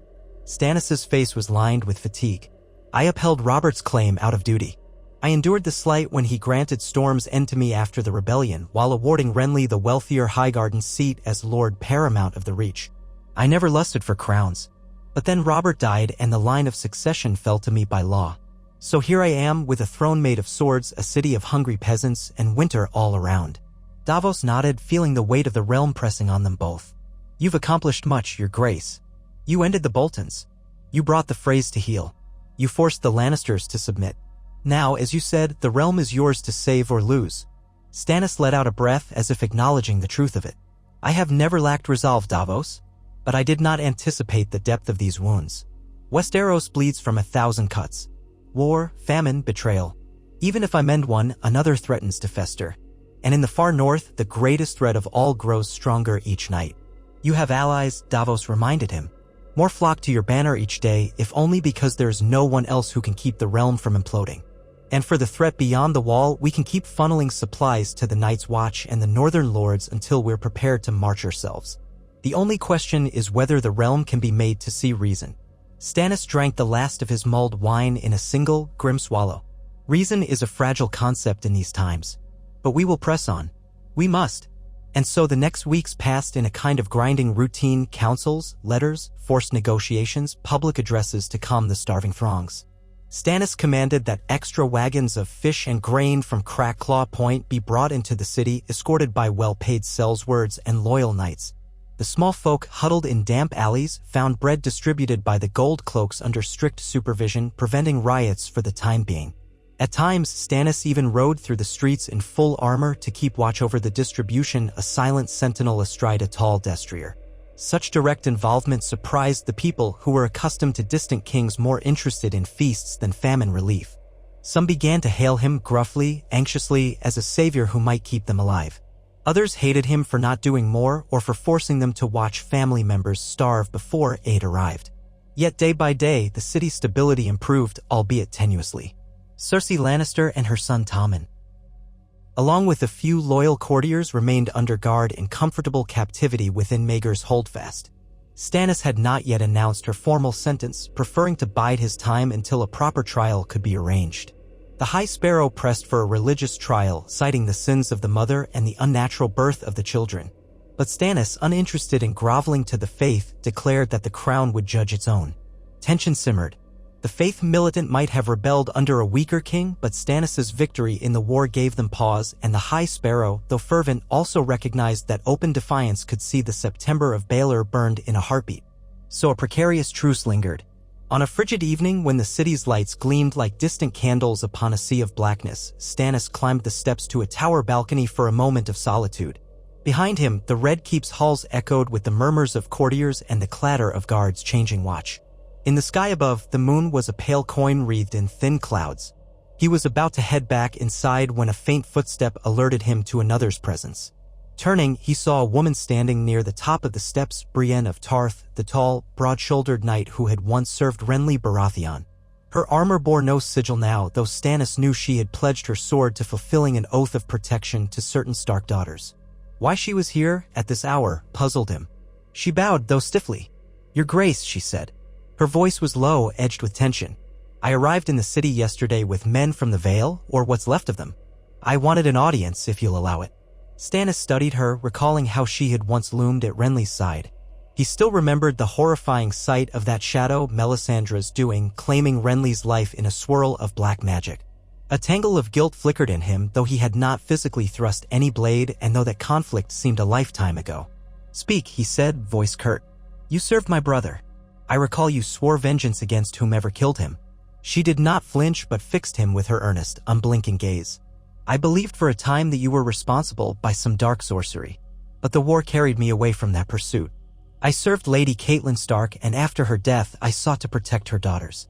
I have encountered Sansa Stark. She is safe somewhere in the north, or so I hear. Arya Stark is rumored to be in the Riverlands. I come to ask whether your reign upholds justice for the living Starks, and if you'll let me fulfill my vow. I don't come as your enemy unless you make yourself an enemy to the innocents I have sworn to shield." Stannis found no trace of deception in her words, only that unwavering sense of honor, which reminded him, ironically, of the best parts of his own nature. "I have no quarrel with the remaining Starks," he said. I freed Winterfell from the Boltons. I had planned to place a Stark in power if any survived. That remains my intention, though as far as I know, only the boy, Rickon, and the girls, Sansa and Arya, might be living. So if you wish to protect them, do so. I will not hinder you, so long as you do not hamper my rule. She searched his face in the silver glow of moonlight. That is all I needed to hear, Your Grace. A hint of uncertainty crept in. I did blame you once for Renly's death, but war teaches hard lessons. If it was done by dark sorcery, that blood is still on your hands. Yet I cannot fight the King of the Seven Kingdoms alone. And perhaps you did what you felt you must. I can hardly claim moral purity, having spilt blood myself. This realm is savage. He accepted that condemnation without argument. Stay in King's Landing if you will, or go. The city can use honorable knights to keep order. If you wish to search for Arya Stark, do so with my blessing. If you find her, bring her safely to Winterfell. That would serve the realm and House Stark, who have been unjustly wronged. But do not speak to me of Renly's death again, or the blame you feel. I will bear what I must in my own way. She bowed, her large frame surprisingly graceful in the swirl of her cloak. Then she left him to the chill air and his private thoughts. For a while he stood at the balustrade, letting the cold wind chap his skin. He thought of all the tragedies that had led him here. Robert's rebellion, the War of the Five Kings, the Red Wedding, the Bolton horrors. He had contributed to the bloodshed in ways he never imagined as a young man. Still, he would see this cause through to the end, no matter the cost. Word came soon after that House Tyrell had made a move. The Lord of Highgarden, Mace Tyrell, an oafish man with a love of feasting, had died suddenly, leaving the formidable Lady Olenna in partial control of the Reach's political future. A younger Tyrell, perhaps Willis or Garland, was rumored to be taking the reins of power. In any case, the Tyrells had recalled their bannermen from the Crownlands, effectively withdrawing from any Lannister pacts they'd once had. A message arrived from Lady Olenna, half polite, half sardonic, congratulating King Stannis on his unexpected but evidently unstoppable rise and hinting at a readiness to negotiate. Stannis read this letter in the presence of Davos and frowned. They think to hedge their bets. If they remain aloof, the city starves. If they join me, they might secure the next generation's claims in the new order. The Tyrells hold the wealth of the Reach, grain, manpower, ships from the Arbor. We need them if we're to feed King's Landing properly and hold off the Ironborn. He rubbed his temple, feeling a tension headache building. But dealing with the Tyrells is like dancing on quicksand. They shift the ground beneath your feet with every courtesy. Shall I draft a response, Your Grace? Davos asked. We could invite them to court for talks. Highgarden is not so far from King's Landing if they travel by the Rose Road.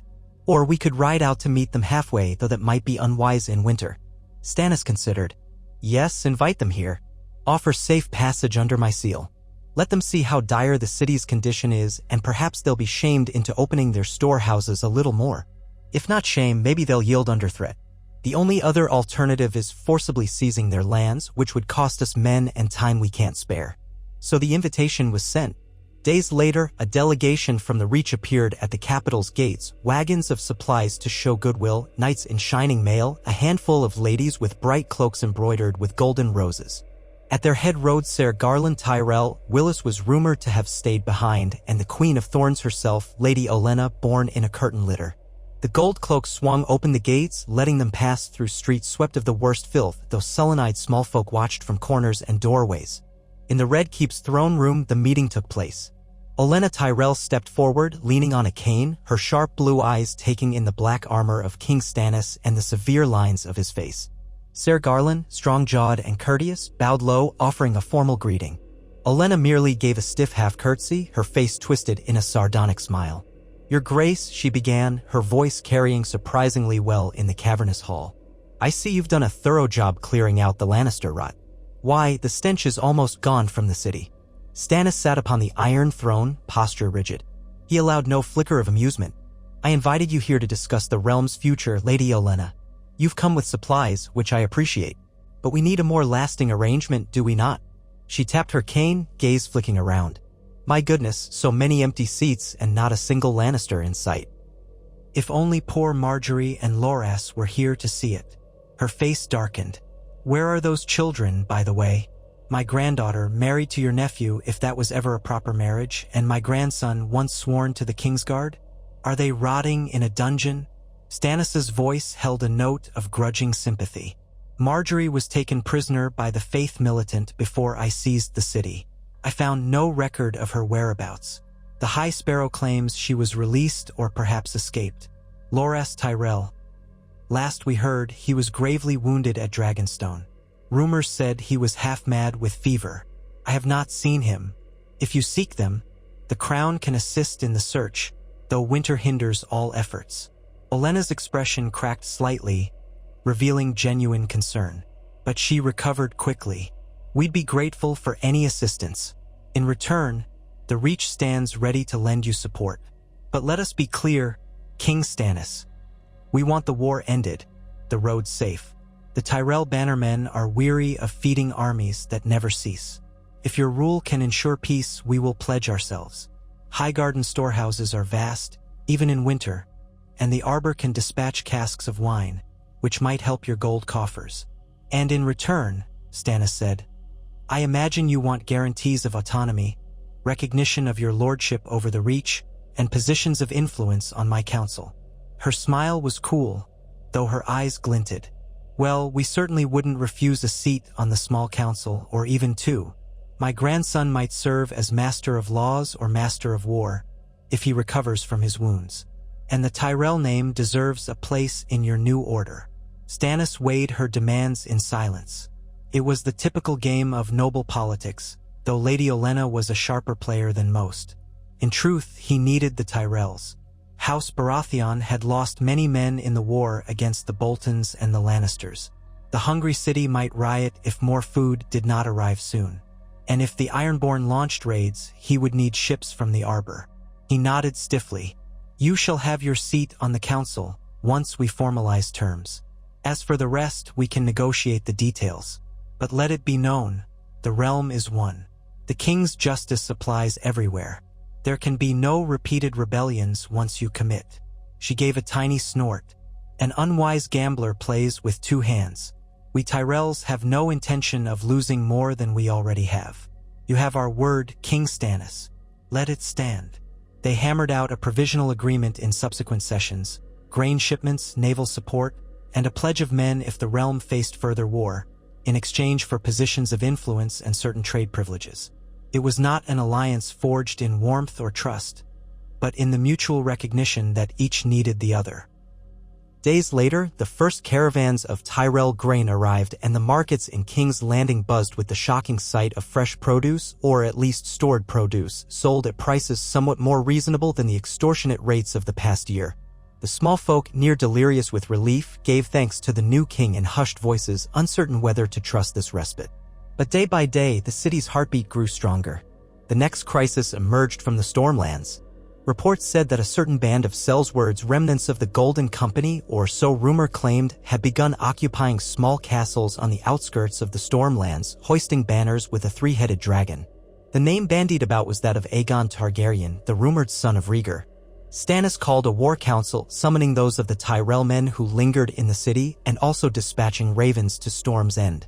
He wanted the truth unvarnished. If a Targaryen pretender truly marched under the Black Dragon banner that threatened his newly won realm, the messenger from Storm's End arrived shivering and half-frozen. He knelt before Stannis, describing a force of a few thousand men near the Windwater, led by a young man with silver-gold hair who called himself Aegon. They had so far avoided direct confrontation, focusing on recruiting local lords. Some had joined out of discontent or Targaryen sympathies. House Baratheon's hold was not as beloved as Robert or Renly's memory had been. The messenger added in a low voice that the small folk whispered the name Dragon Reborn, though no actual dragons had been seen. Stannis dismissed the messenger with thanks, turning to Davos. I can't let this fester. If the Stormlands fracture beneath a false Targaryen, it will spread chaos. Storm's End must not fall. But I need men to face him, men we do not truly have in abundance.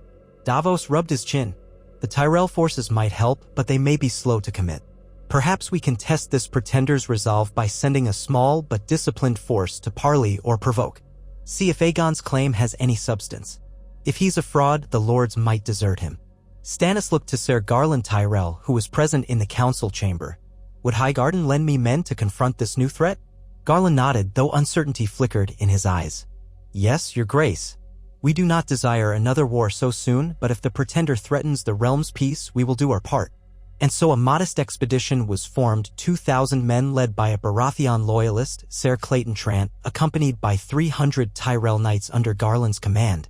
They rode out from King's Landing, forging through bitter winds to scout the land near the Windwater. Reports trickled back of small skirmishes, but no pitched battles. The so-called Aegon Targaryen seemed careful, meeting envoys politely. He insisted he had a right to the Iron Throne as the last male Targaryen. Some Stormland lords, remembering their resentment against the older Baratheon siblings, wavered. Days turned into weeks without a conclusive engagement. Meanwhile, in King's Landing, Stannis continued to receive messages from the north. Disturbing accounts told of more whites, more sightings of pale figures in the snow. The Umbers, battered by winter, threatened to break from his rule if more supplies did not arrive. Davos, who had come south for the initial enthronement, was torn. Half of him longed to hurry north to keep the realm's vow to shield them from the undead. But the king needed him here. Stannis recognized the tension. Late one night, after the day's councils concluded, Stannis and Davos conferred in a corner of the Red Keep's library, a large but drafty chamber filled with old tomes. Torchlight danced on the walls. Stannis' voice was low as he said, I have neglected the north too long, but each day we wait, the threat grows. If the wall falls, the entire realm pays the price. Yet if I march north now, the Targaryen pretender could strike in the Stormlands. Or Euron Greyjoy might raid the coasts. We're pulled in too many directions. Davos's expression was weary but resolute. Perhaps you can delegate the Stormlands conflict to Garland Tyrell and his men. If you trust the Tyrells enough, they might crush or contain Aegon. Or you can attempt to negotiate with the pretender directly, offer him some lordship if he renounces his claim. The Targaryen name might sway some, but if his dragons are non-existent, he's hardly the threat Daenerys Targaryen might be. Stannis tapped a leather-bound volume, his tension mounting. I'll consider it. But time is precious. The wall must be reinforced. I must lead the realm to face the others, or all of this is meaningless. The Iron Throne is worthless if the living are devoured by an endless night. Within days, new tidings from the north forced his hand. The Night's Watch sent a raven describing a major breach in the far north of the wall. The watch had fended off an assault by whites, but at great cost. Their Lord Commander, a man called Ed Tollett, begged the king for immediate reinforcements or risk seeing Castle Black overrun. The cold in the north grew more savage by the day, as though the others themselves called forth a deeper winter. The letter ended with a stark plea, winter is here. The dead walk. Save us. Stannis read it twice, then made his choice. In a brief council meeting, he announced that he himself would lead an army north. The lords in attendance erupted with protests. Who would hold the capital, the Stormlands, the negotiations with the Tyrells? But Stannis' face remained a mask of resolve. I have more faith in some of you than you may believe, he said curtly. The city does not need me to distribute grain or keep petty lords in line. But the Night's Watch needs a king who will stand with them. If I do not go, the realm may fall. Davos, gather volunteers, able fighters. Northerners who rode south with me, whomever we can spare. We'll march within a fortnight. The Tyrells insisted on leaving a garrison behind to maintain peace in the city and ensure the flow of supplies. Davos would remain as hand of the king in King's Landing, coordinating shipments north once the roads allowed. Some men muttered that this was a foolish risk, that the king's place was in the capital. But Stannis waved them off with a glare that silenced all but the bravest. No one could match his sense of necessity, nor his grim knowledge of what waited in the snowbound darkness. Before departing, Stannis took a final measure. He decreed that any lord or knight who wished to accompany him north would be granted exemptions from certain royal taxes and be offered new lands in the gift around the wall if they distinguished themselves. It was an unusual incentive, but the realm was short on volunteers for a frozen war at the end of the world. Even so, some adventurers, hedge knights, and mercenaries, hungry for coin or recognition, attached themselves to the royal host. Northern exiles, relieved to return home under a king's protection, joined as well. In time, a force of nearly 6,000 was assembled, hardly an overwhelming number, but the best Stannis could muster without stripping the city or Storm's End of defenders. On a frosty dawn, the king donned his black armor one more time, the crowned stag with the burning heart bright on his breastplate. He rode out at the head of his column, each breath steaming in the frigid air. His battered warhorses snorted, stamping their hooves on the frozen mud outside King's Landing. The gates swung wide. Some small folk, roused by curiosity or a sense of awe, watched from behind wooden barricades. They saw their king clad in steel, heading for the cold wastes of the north, and they wondered if he would ever return. Davos, standing on the steps of the Red Keep, felt a twisting in his gut as he watched Stannis vanish into the swirling winter gloom. He believed in the king's cause, but the realm's fractious state weighed heavily on him. If Aegon Targaryen pressed, if Euron Greyjoy attacked, if the Tyrell alliance soured, if the faith turned on them, any number of calamities might unfold. Yet Stannis had decided that the real fight lay far away at the edge of the world. Duty and necessity had chosen his path. The march north was brutal. Even south of the Neck, the roads were clogged with slush and ice. Bridges had collapsed, streams had frozen, and villages had been abandoned for fear of bandits. Stannis kept his men in disciplined columns, setting up organized camps each night. Frozen or not, they built latrines, scouted thoroughly, and spared what rations they could to feed the local small folk in exchange for minimal assistance.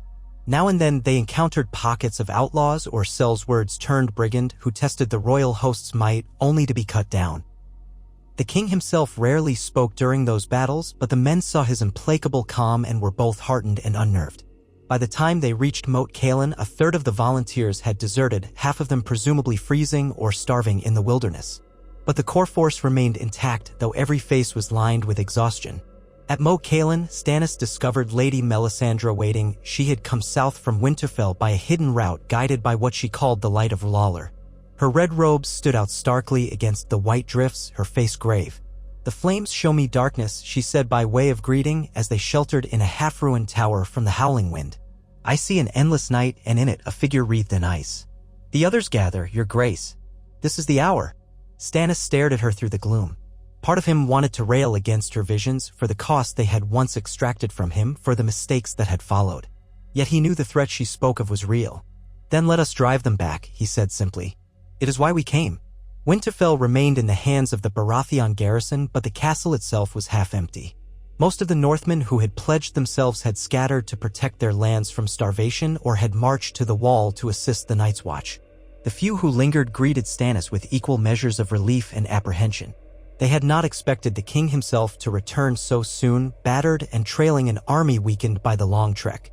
But Stannis wasted little time in Winterfell, pausing only to confirm that the castle was secure and that the harvests from the local area were being rationed fairly among the small folk. Then the host continued onward, forging toward the wall.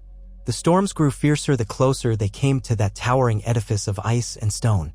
The horses stumbled through snowdrifts as tall as a man. More men succumbed to frostbite or sickness. Still, grim-faced, the king drove them onward. Messengers from Castle Black arrived, describing whites stalking the haunted forest, the Watch's thinning numbers, the presence of wildling refugees who now fought alongside the Black Brothers out of necessity. When at last Stannis crested a ridge and glimpsed the wall, it was a sight that stole what little breath remained in his lungs.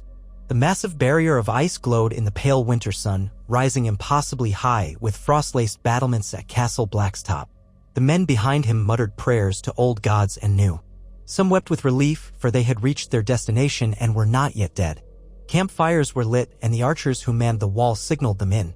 The gate opened, and the king's ragged host clattered into Castle Black's courtyard, which was crowded with black-cloaked rangers and wildlings alike.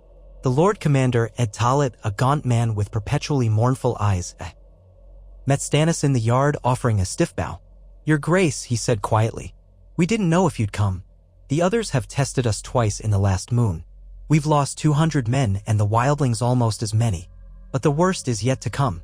Stannis glanced past him, noticing how the Black Brothers looked lean and worn, how even the wildlings, unpredictable allies at best, seemed subdued by the scale of the threat. "I promised I would defend the realm," he said. "That includes the wall. How many fighting men do we have?" Ed grimaced. 1,000 Night's Watch remains, maybe. The wildlings who followed Jon Snow south of the wall number another few thousand, but they're scattered. Some deserted once they realized the war was real, not just stories. But enough remain. We also have some support from House Mormont on Bear Island, a handful from House Flint, and others who cling to the old ways. Stannis' gaze swept over the courtyard. 6,000 men had arrived with him, though half might be unfit for immediate battle. That gave them a combined force that was still too small to meet an endless horde of the dead. But it was something. "We'll make do," he said. "We must hold the wall." If the others break through, the entire realm falls. We'll salvage what we can, fortify, and prepare. Is there any sign of their main host? Ed replied, voice grim. Rangers have sighted a great mass of whites gathering in the forest to the north. The others themselves, the White Walkers, appear to direct them. We've destroyed the bridges near the gorge to limit their approach, but they're cunning. They've tested the wall's weak points, searching for cracks or abandoned castles. Eastwatch by the sea is threatened too. Stannis nodded. Then I'll ride to Eastwatch if I must. Let us first bolster Castle Black. Set the men to clearing the approach and gathering any scrap of dragonglass or Valyrian steel. We'll need watchers night and day. They fell into a flurry of preparations, reassigning watch shifts, dividing the king's men among the various vantage points on the wall. Fires burned in every corner, but the cold was so intense that it felt as though it seeped into the marrow of one's bones. Among those who had marched with Stannis were a handful of knights who had grown up hearing only the faintest stories of the others. Seeing the terror in the eyes of the Night's Watch drove the reality home. A wave of fear washed through the camp, yet many found resolve in the king's unwavering demeanor. If Stannis Baratheon, who had marched through half the realm to stand here, showed no fear, they would fight too. Days blurred into nights as the Watchers scanned the snowy expanse north of the wall. Whispers spread that the next assault would come at any moment. Rangers reported glimpses of ice-blue eyes in the darkness, the shuffle of dead men's footsteps. Stannis knew that for all his talk of forging alliances, it was steel and fire that would truly be tested here. The realm might bicker over petty crowns, but if the wall fell, none of that would matter. He found himself walking the battlements late at night, listening to the wind howl across a surface of slick ice. The black sky stretched infinitely above, and beyond the wall lay a white desert of death. He did not sleep much. Each day, he convened with Lord Commander Ed Tollett, with Melisandre, with the wildling chieftains. A few of the king's men grumbled at having to cooperate with wildlings, those they once called raiders and savages. Stannis had little patience for it. They needed every living soul to stand as one. He was not a man of empathy, but he recognized necessity. Whoever can lift a sword or notch an arrow is an ally, he said simply. Save your prejudice for another time if we survive.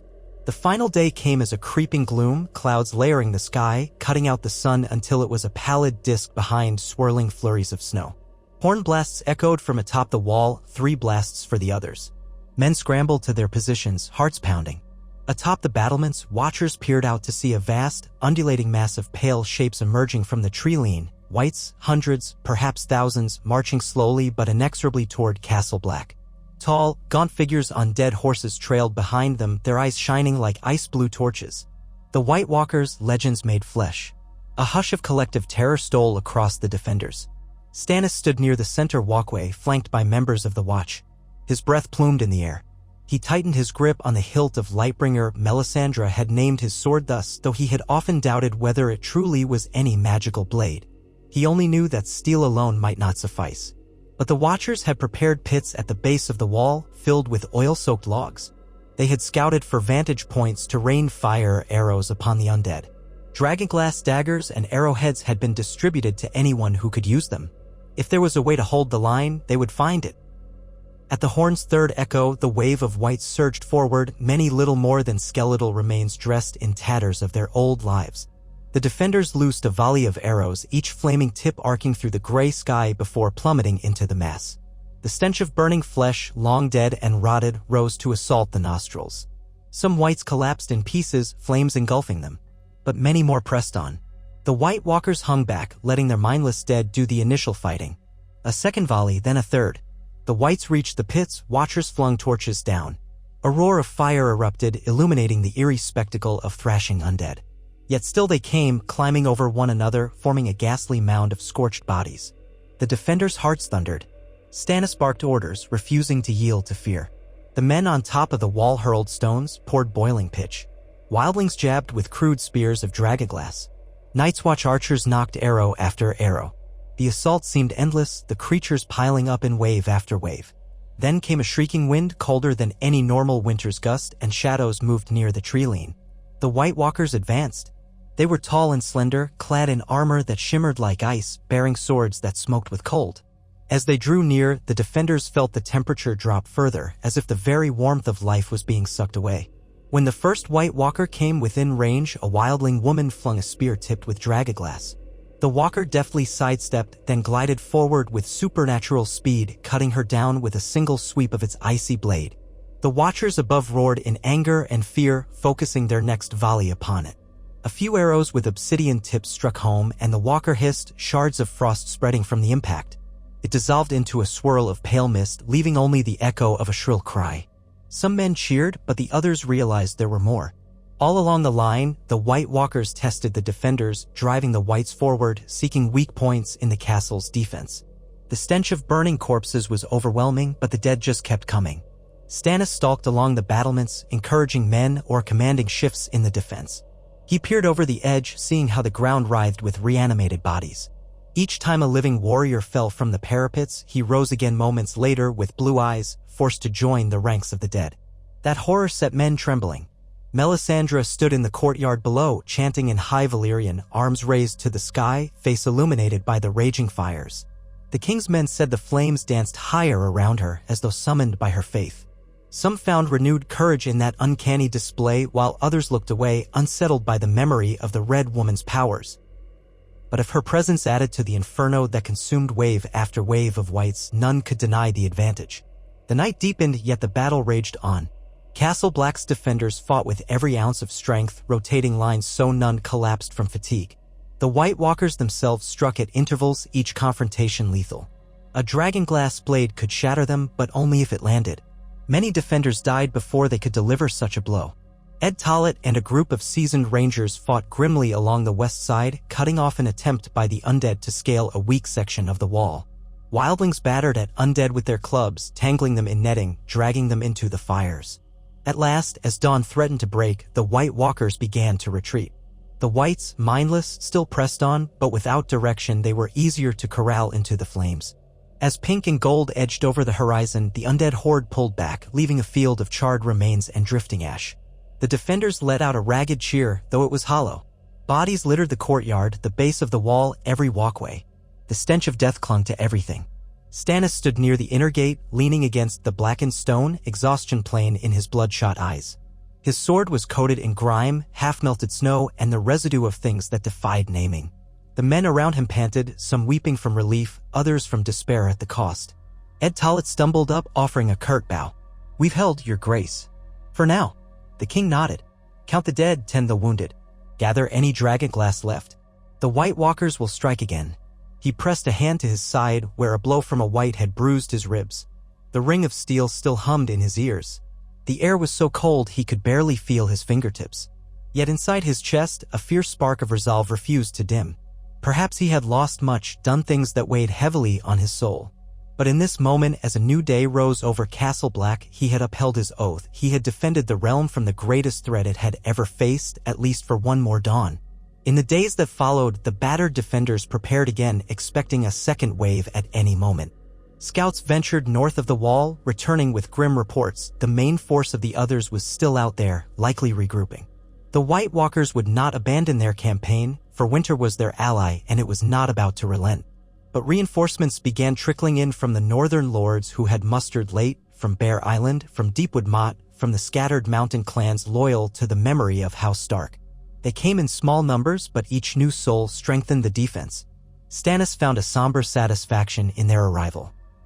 Many recognized him as the man who had freed Winterfell from the Boltons, who had avenged the Starks' suffering, and that carried weight even among the proud northerners. They still called him king, for no other king would ride to their rescue at the edge of the world. Despite his stern visage and the rumors of southern magic, they respected that he stood with them in the face of oblivion.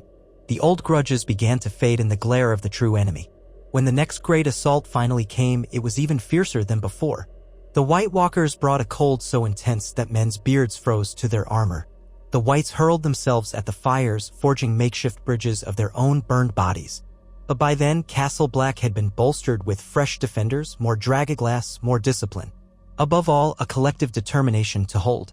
And hold they did, though the cost was dreadful. The night skies pulsed with unholy shrieks, and the ground trembled from the weight of undead throngs. Many times it seemed the lines would break. But at the height of the slaughter, a horn blast resounded from the east, wildlings returning from Har home with rafts and canoes, attacking the other's flank. The White Walkers found themselves harried on two sides, forced to withdraw again lest they be shattered. It was a victory of sorts. Castle Black stood, the wall unbreached. Tales spread among the living that King Stannis had defied death itself. Some believed his sword was truly Lightbringer, a fiery brand that left the others in ashes. Others whispered that only the combined might of men, wildling and kneeler alike, had turned the tide.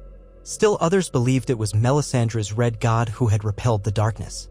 Whatever the cause, the living had bought more time. In the aftermath, Stannis Baratheon walked among the wounded, offering what comfort he could, though he was not a gentleman. He commended the bravery of those who had fought, ensuring they understood the significance of what they'd accomplished. As he surveyed the ramparts, he felt the weariness in his bones, the knowledge that the war was not over. Yet he had done what kings were meant to do. He had protected his people even at the furthest edge of the kingdom. And in King's Landing, where new rumors drifted of the king battling ice demons at the wall, the people began to speak of Stannis Baratheon with a kind of hushed reverence. He was not the most charming or beloved monarch. He was not the easiest man to know or to serve. But he had marched where no other king would tread, facing terrors beyond mortal comprehension. And for that, many were grateful. Food trickled in from the Reach, the seas were guarded by newly recruited forces, the faith militant found fewer reasons to incite unrest. And Aegon Targaryen's efforts in the Stormlands stalled against the combined might of Tyrell knights and loyal Baratheon bannermen who refused to let the Land of Storms slip away. Thus, for the first time in a long while, there was a fragile sense of unity. The realm still bore deep scars. The war was not entirely over. Euron Greyjoy still lurked, Daenerys Targaryen might yet appear, the others remained a nightmare that would not die easily. But under the stark banner of King Stannis, crowned stag within the fiery heart, Westeros had found the leader it needed in its darkest hour, a man whose unwavering sense of duty had led him from the frozen wastes of Winterfell to the heart of King's Landing. And finally to the monstrous threat beyond the wall. And even if the songs never portrayed him as a gallant figure, even if no adoring crowds followed him with lilies and ribbons, those who survived would recall how Stannis Baratheon, grim and tireless, had forced the realm to unite against the horrors that wished to devour it. He stood on the wall at dawn, looking out over the silent expanses of ice and snow. Somewhere out there, the enemy withdrew, nursing its losses, biding its time for another push. But Castle Black remained. The men behind him remained. He could feel the weight of the crown on his brow, invisible but as heavy as steel. In truth, it was not simply a crown, but all the burdens and all the hopes of a land battered by war. He closed his eyes against the glare of the rising sun, let the frigid wind sting his face, and then opened them again, resolved. A new day had come, and so long as he drew breath, Stannis Baratheon would stand as the realm's shield. If ever a king had found his true purpose, it was in that lonely vigil on the edge of the world, standing guard against the darkness, ready to pay whatever price duty demanded. And so the realm endured.